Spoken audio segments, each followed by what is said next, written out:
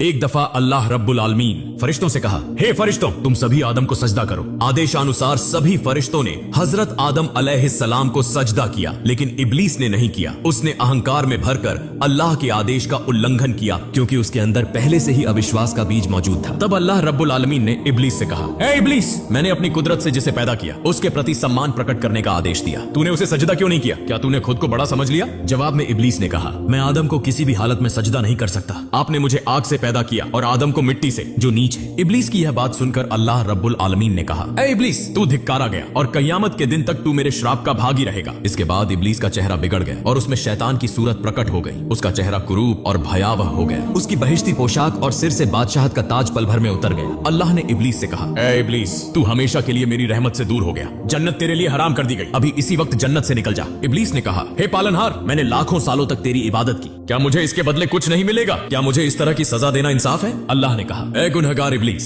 बता तू मुझसे क्या चाहता है? जन्नत को छोड़कर जो कुछ मांगेगा मैं तुझे दूंगा, क्योंकि मैं किसी प्रार्थना को ठुकराता नहीं। तब इब्लीस ने कहा, हे प्रभु, जब मुझे कभी जन्नत नसीब नहीं होगी तो मेरी एक प्रार्थना है कि कियामत तक मुझे हयात बख्श दे। अल्लाह ने कहा, जाओ, मैंने तुम्हें कियामत तक की जिंदगी दे दी। फिर इब्लीस ने कहा, हे प्रभु, मेरी दूसरी प्रार्थना यह है कि मुझे ऐसी शक्ति प्रदान करें कि मैं आपकी सभी मखलूक को देख सकूं, लेकिन आदम और उनकी औलाद मुझे न देख सके। मैं उनके जिस्म में रग रग में घूम सकूं और जब चाहूं अपनी सूरत बदल सकूं। अल्लाह ने कहा, जाओ, तुम्हारी यह प्रार्थना भी मंजूर हुई। पापी इब्लीस ने इतनी शक्ति पाकर कहा, हे प्रभु, यह जान लो कि आदम के कारण मेरी जिंदगी भर की इबादत बेकार हो गई। मैं हमेशा के लिए तेरा धिक्कारा हुआ और श्रापित बन गया। मैं आदम और उनकी संतान से बदला लिए बिना नहीं रहूंगा। मैं यह प्रण करता हूं कि आदम की औलाद को हर युग में भटकाऊंगा और उन्हें अपने साथ जहन्नम का वासी बनाऊंगा। अल्लाह रब्बुल आलमीन ने कहा, ए गुनहगार इब्लीस, जो मेरे आदेश का पालन करेंगे और सत्य पर डटे रहेंगे उन्हें तुम कभी भी पथभ्रष्ट नहीं कर सकोगे, लेकिन जो मेरी आज्ञा का त्याग कर तुम्हारा अनुसरण करेंगे और नफ्स ए अम्मारा की गुलामी करेंगे, मैं उन्हें तुम्हारे साथ जहन्नम में डालूंगा और मैं जहन्नम को भर दूंगा। इसके बाद अल्लाह के आदेश पर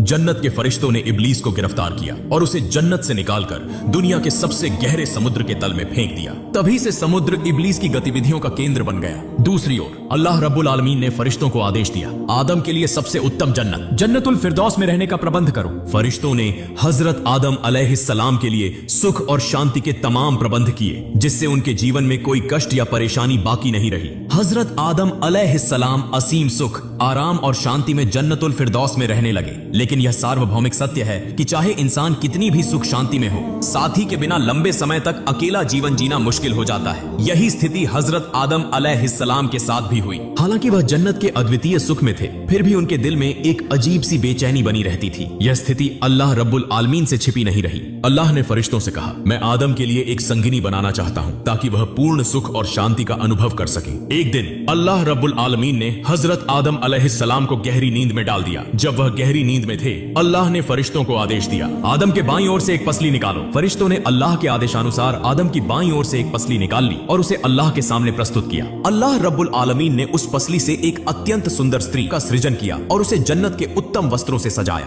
इस परम सुंदर स्त्री का नाम हव्वा रखा गया। उनका यह नाम इसलिए रखा गया क्योंकि अल्लाह ने उन्हें एक जीवित व्यक्ति की पसली से पैदा किया था। इसके बाद बीबी हव्वा अलैहिस्सलाम को आदम अलैहिस्सलाम के पास बिठा दिया गया। अल्लाह रब्बुल आलमीन ने हजरत आदम अलैहिस्सलाम को जगाया। जब वह जागे तो उन्होंने अपने पास एक अत्यंत सुंदर स्त्री को बैठा पाया। हजरत आदम अलैहिस्सलाम के मन में सवाल उठा, यह सुंदर स्त्री कौन है? ऐसी सुंदरता तो मैंने पहले कभी नहीं देखी। अल्लाह रब्बुल आलमीन ने कहा, हे आदम, मैंने तुम्हारी बेचैनी को दूर करने के लिए तुम्हारे लिए एक संगिनी बनाई है। यह स्त्री तुम्हारे जीवन की हम सफर होगी और सुख दुख में तुम्हारी सहभागी बनेगी। अल्लाह ने स्वाभाविक रूप से पुरुषों के दिल में महिलाओं के प्रति आकर्षण पैदा किया। यही कारण था कि हजरत आदम अलैहिस्सलाम बीबी हव्वा अलैहिस्सलाम के प्रति आकृष्ट हो गए। उन्होंने अपने हाथ बढ़ाकर बीबी हव्वा को छूने की कोशिश की। तुरंत ही अल्लाह की ओर से चेतावनी आई, हे आदम, विवाह से पहले हव्वा को छूने से परहेज करो, यह तुम्हारे लिए जायज नहीं है। अल्लाह की यह बात सुनकर हजरत आदम अलैहिस्सलाम ने कहा, हे मेरे पालनहार, फिर आप हमारा विवाह करवा दीजिए। फिर स्वयं अल्लाह रब्बुल आलमीन ने हजरत आदम अलैहिस्सलाम और बीबी हव्वा अलैहिस्सलाम का विवाह संपन्न करवाया। इस विवाह के अवसर पर सातों धरती और सातों आसमान के समस्त फरिश्ते इकट्ठा हुए और खुशी मनाने लगे। विवाह की खुतबा स्वयं अल्लाह रब्बुल आलमीन ने पेश की। इस खुतबा में उन्होंने अपनी महान शक्ति, असीम कुदरत और सृष्टि के रहस्य का उल्लेख किया। साथ ही उन्होंने हजरत मोहम्मद सल्लल्लाहु अलैहि वसल्लम की बयानी की, जो सृष्टि का मूल कारण और सबसे ऊंचे दर्जे के नबी, अल्लाह के अंतिम पैगंबर हैं। हजरत आदम और बीबी हव्वा अलैहिस्सलाम का विवाह संपन्न होते ही आदम अलैहिस्सलाम बीबी हव्वा अलैहिस्सलाम के प्रति अत्यंत आकर्षित हो गए। उन्होंने फिर से बीबी हव्वा अलैहिस्सलाम को छूने की कोशिश की। तभी अल्लाह रब्बुल आलमीन की ओर से आवाज आई, हे आदम, पहले तुम महर अदा करो। महर अदा करने से पहले वह तुम्हारे लिए जायज और हलाल नहीं होंगी। यह सुनकर आदम अलैहिस्सलाम ने कहा, हे मेरे पालनहार, इस पूरे विश्व के हर चीज के मालिक तो आप हैं। सब कुछ आपकी मिल्कियत में है। मेरे पास कोई संपत्ति नहीं है। मैं उनका महर कैसे अदा करूंगा? अल्लाह रब्बुल आलमीन ने फरमाया, हे आदम, तुम मेरे हबीब सल्लल्लाहु अलैहि वसल्लम के प्रति 10 बार दुरूद शरीफ पढ़ो और उनके ऊपर इनायत करो। यह तुम्हारे लिए महर की अदायगी हो जाएगी। अल्लाह रब्बुल आलमीन की इस बात को सुनकर आदम अलैहिस्सलाम के दिल में यह सवाल पैदा हुआ कि जिस शख्स के लिए मुझे दुरूद शरीफ पढ़ने का हुक्म दिया गया है वह कौन है? क्या वह मेरे वंशजों में से होंगे या किसी और कौम से संबंधित होंगे? यह सोच उनके दिल में गहराई तक बैठ गई और उनके दिल में उस महान शख्स को देखने की तीव्र इच्छा पैदा हुई। उन्होंने अल्लाह रब्बुल आलमीन से प्रार्थना की, हे अल्लाह, मैं आपके उस महान बंदे को देखना चाहता हूँ जिसके लिए आपने मुझे दुरूद शरीफ पढ़ने का हुक्म दिया है। अल्लाह रब्बुल आलमीन ने जवाब दिया, हे आदम, तुम अपनी अंगुली के नाखून पर नजर डालो, उसमें तुम मेरे हबीब मोहम्मद सल्लल्लाहु अलैहि वसल्लम का चेहरा देखोगे। यह सुनकर आदम अलैहिस्सलाम ने अपनी अंगुली के नाखून पर नजर डाली और उसमें हजरत मोहम्मद सल्लल्लाहु अलैहि वसल्लम का पवित्र चेहरा देख लिया। उन्हें देखते ही आदम अलैहिस्सलाम के दिल में उनके प्रति अपार मोहब्बत और प्रेम जाग उठा। उन्होंने तुरंत उनके लिए 10 बार दुरूद शरीफ पढ़ा। तब अल्लाह रब्बुल आलमीन ने फरमाया, हे आदम, जिस सच्चे इरादे और श्रद्धा से तुमने मेरे हबीब के लिए दुरूद शरीफ पढ़ा, उसके बदले में मैंने तुम्हारे लिए बीबी हव्वा अलैहिस्सलाम को हलाल कर दिया और तुम्हारी प्रतिष्ठा और महानता को कई गुना बढ़ा दिया। जाओ, तुम और तुम्हारी पत्नी जन्नत में रहो और जो चाहो खाओ। मैंने जन्नत की हर चीज तुम्हारे लिए हलाल कर दी है। इसके बाद अल्लाह रब्बुल आलमीन ने जन्नत के एक पेड़ की ओर इशारा करते हुए कहा, हे आदम, तुम और तुम्हारी पत्नी जन्नत में रहो और अपनी मर्जी से जो चाहो खाओ, लेकिन इस विशेष वृक्ष के पास मत जाना। यदि तुम इस पेड़ के पास गए तो तुम अत्याचारियों में से हो जाओगे। हजरत आदम अलैहिस्सलाम ने उत्तर दिया, हे मेरे पालनहार, हम पूरी तरह से आपकी आज्ञा का पालन करेंगे। आपकी असीम कृपा से हमें जन्नत के अनगिनत उपहार मिले हैं और यहाँ हमें इतनी सुख शांति नसीब हुई है। उस एक पेड़ का फल न खाकर हमें क्या हानि होगी और हम क्यों आपकी आज्ञा का उल्लंघन करेंगे? इसमें हमारा क्या लाभ हो सकता है? अल्लाह ताला ने फरमाया, हे आदम, यदि तुम उस वृक्ष का फल न खाओ तो तुम्हें कोई नुकसान नहीं होगा, लेकिन अगर तुम उसका फल खा लेते हो तो तुम ऐसे नुकसान का सामना करोगे जिसे किसी भी चीज से पूरा नहीं किया जा सकेगा। अल्लाह ताला के आदेश का पालन करते हुए हजरत आदम अलैहिस्सलाम और बीबी हव्वा अलैहिस्सलाम जन्नत में सुख शांति से रहने लगे। लेकिन उनका यह सुखमय जीवन देखकर इब्लीस जल भुनकर राख हो गया। उसके दिल में हमेशा आदम अलैहिस्सलाम के प्रति ईर्ष्या रहती थी। इसी कारण उसने उनकी हानि पहुंचाने की कसम खा रखी थी। इब्लीस हमेशा इस योजना में लगा रहता कि कैसे वह जल्दी से जल्दी उन्हें जन्नत से बाहर निकलवा सके। हालांकि इब्लीस को जन्नत से निकाल दिया गया था, फिर भी वह 7वें आसमान तक स्वतंत्र रूप से घूम सकता था। इसी स्वतंत्रता का लाभ उठाते हुए वह 7वें आसमान को पार करके जन्नत के दरवाजे तक पहुंच जाता और बार बार वहां आ जा रहा था। इब्लीस को जन्नत के अंदर प्रवेश करने की अनुमति नहीं थी, इसलिए उसने यह सोच रखा था कि यदि वह बाहर से ही हजरत आदम अलैहिस्सलाम और बीबी हव्वा अलैहिस्सलाम को देख सके तो उन्हें झूठे प्रलोभन देकर बहकाना मुश्किल नहीं होगा। इसी उम्मीद में इब्लीस जन्नत के दरवाजे पर बैठ गया और कई दिनों तक वहीं डटा रहा। कई दिनों के बाद जन्नत के दरवाजे के पास उसने एक मोर को देखा। मोर ने इब्लीस से पूछा, हे जनाब, तुम कौन हो और यहाँ क्यों हो? इब्लीस ने जवाब दिया, मैं अल्लाह का एक फरिश्ता हूँ और सिर्फ अल्लाह की इबादत करना ही मेरा काम है। मैंने सुना है कि अल्लाह रब्बुल आलमीन ने अपने नेक बंदों के लिए जन्नत नामक यह खूबसूरत स्थान बनाया है। इसका सौंदर्य और नेमतें इतनी अद्भुत हैं कि बिना देखे उनकी कल्पना भी नहीं की जा सकती। मैं लंबे समय से जन्नत के अंदर की झलक देखने के लिए यहाँ बैठा हूँ। क्या तुम मेरी यह ख्वाहिश पूरी कर सकते हो? मोर ने उत्तर दिया, नहीं जनाब, मेरे लिए यह संभव नहीं है। बाहर से किसी को जन्नत के अंदर प्रवेश कराना पूरी तरह से मना है। मेरे पास ऐसी कोई शक्ति नहीं है कि मैं तुम्हें अंदर ले जा सकूं। इब्लीस ने बहुत विनती की और कहा, हे दयालु जन्नतवासी, मुझे बस एक बार जन्नत के अंदर ले चलो। मोर ने उसकी बात मानने से इनकार कर दिया। तब इब्लीस ने चालाकी से अपनी योजना को अमल में लाने की कोशिश की। उसने मोर से कहा, मोर, अगर तुम मेरी यह ख्वाहिश पूरी कर दोगे तो मैं तुम्हें 3 ऐसी दुआएं सिखाऊंगा जिनसे तुम 3 अनमोल चीजें हासिल कर सकोगे। पहली,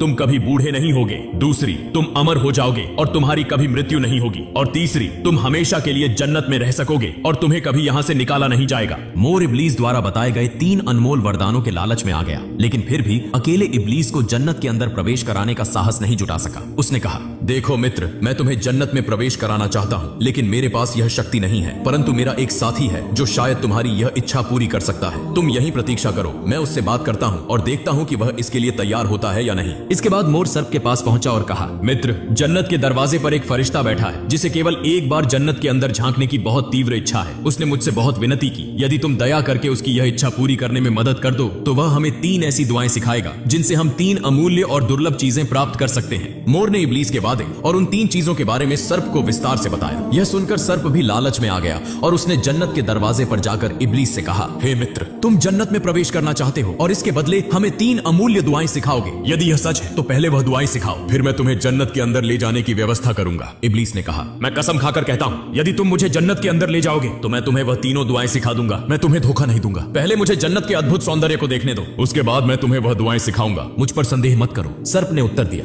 बाहर से किसी को जन्नत के अंदर ले जाने की अनुमति नहीं है, लेकिन यदि तुम्हें वास्तव में जन्नत देखने की तीव्र इच्छा है तो यह काम गुप्त रूप से और सावधानी से करना होगा। यदि यह बात खुल गई तो मेरी खैर नहीं, मुझे कठोर सजा मिलेगी। इसलिए एक काम करो, मैं अपना मुंह खोलता हूँ, तुम मेरे मुंह के अंदर प्रवेश कर जाओ और वहीं छुपकर बैठ जाओ। सर्प ने मुंह खोला और इब्लीस उसके मुंह के अंदर छुपकर बैठ गया। इसके बाद मोर और सर्प ने मिलकर इब्लीस को जन्नत के अंदर गंधम वृक्ष के पास पहुंचा दिया। जन्नत में पहुंचने के बाद इब्लीस सर्प के मुंह से बाहर निकला और फरिश्ते का रूप धारण कर लिया। वह बड़ी करुणा के साथ रोने लगा। मोर और सर्प अपने कार्य को पूरा कर वहां से दूर चले गए, लेकिन उनके मन में डर था कि यदि उनका यह कार्य किसी को पता चल गया तो उन्हें कठोर दंड मिलेगा। इब्लीस की करुणा भरी आवाज सुनकर जन्नत की सभी हूरें और यहाँ तक कि बीबी हव्वा अलैहिस्सलाम भी वहाँ पहुँच गई। उन्होंने इब्लीस से पूछा, हे अल्लाह के बंदे, तुम क्यों रो रहे हो? इब्लीस ने उत्तर दिया, मैं तुम दोनों के भविष्य के बारे में सोचकर रो रहा हूँ। अल्लाह ताला जल्द ही तुम्हें और तुम्हारे पति हजरत आदम अलैहिस्सलाम को जन्नत से निकालकर धरती पर भेज देंगे, जो एक नीरस और अशांतिपूर्ण स्थान है। यह बात अर्श आजीम पर लिखी गई है। उसने आगे कहा, धरती पर जाना एक प्रकार की सजा है। वहाँ भूख,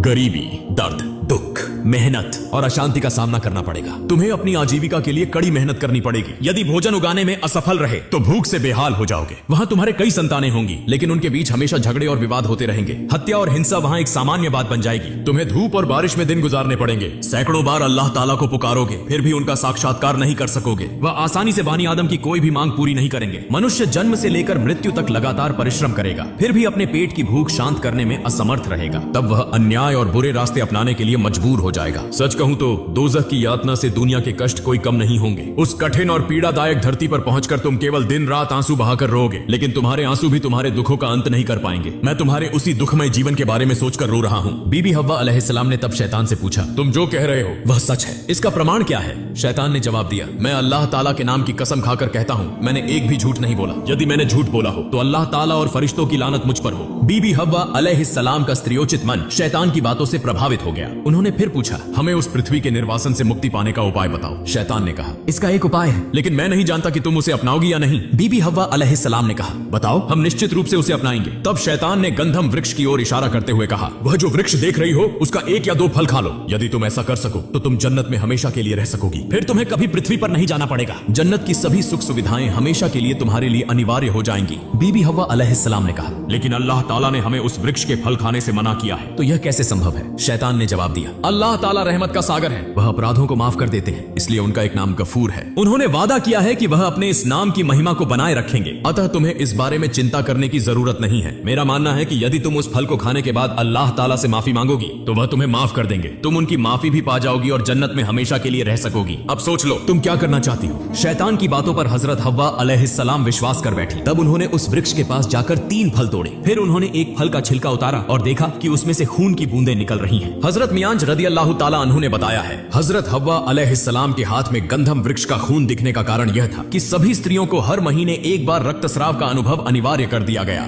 इसके बाद हजरत हव्वा अलैहिस्सलाम वह फल लेकर हजरत आदम अलैहिस्सलाम के पास पहुंची। हजरत आदम अलैहिस्सलाम ने उनसे पूछा, तुम इतनी मलिन क्यों दिख रही हो और तुम्हारे शरीर से वह सुगंध कहां गई? हजरत हव्वा अलैहिस्सलाम ने कहा, मैं एक गंभीर समाचार लेकर आई हूँ। हजरत आदम अलैहिस्सलाम ने पूछा, वह क्या है? हजरत हव्वा अलैहिस्सलाम ने कहा, अल्लाह ताला हमें हमेशा के लिए जन्नत से निकालकर पृथ्वी नामक एक स्थान पर निर्वासित करने वाले हैं, लेकिन मैंने पृथ्वी पर न जाकर जन्नत में हमेशा रहने का एक उपाय ढूंढ लिया है। यह उपाय एक फरिश्ते ने मुझे बताया है। उसने मुझे पृथ्वी के कठिन जीवन के बारे में विस्तार से बताया। जब मैंने उससे इसका समाधान पूछा तो उसने मुझे यह फल दिखाया और कहा, यदि तुम इसे खा सको तो हमेशा के लिए जन्नत में रह सकोगी। हजरत आदम अलैहिस्सलाम ने हजरत हव्वा अलैहिस्सलाम की बात सुनकर कहा, क्या यह वही निषिद्ध वृक्ष का फल है जिसे खाने से अल्लाह ताला ने हमें बार बार मना किया था? हजरत हव्वा अलैहिस्सलाम ने कहा, जी हाँ, यह वही वृक्ष का फल है। तब हजरत आदम अलैहिस्सलाम ने उत्तर दिया, मैं कभी भी अल्लाह रब्बुल आलमीन के आदेश की अवहेलना करके इस फल को नहीं खा सकता। तुम इस विषय पर मुझसे दोबारा बात मत करना, यहाँ से चली जाओ। इसके बाद हजरत आदम अलैहिस्सलाम ने अल्लाह ताला के आदेश की अवहेलना से डरते हुए अपने सिंहासन को वहाँ से दूर जाने का निर्देश दिया। सिंहासन हजारों मील का फासला तय करके कहीं दूर चला गया, लेकिन बीबी हव्वा अलैहिस्सलाम उनके पीछे पीछे वहाँ पहुँच गई। फिर हजरत आदम अलैहिस्सलाम ने कहा, हे बीबी हव्वा, अल्लाह ताला के आदेश से डरो।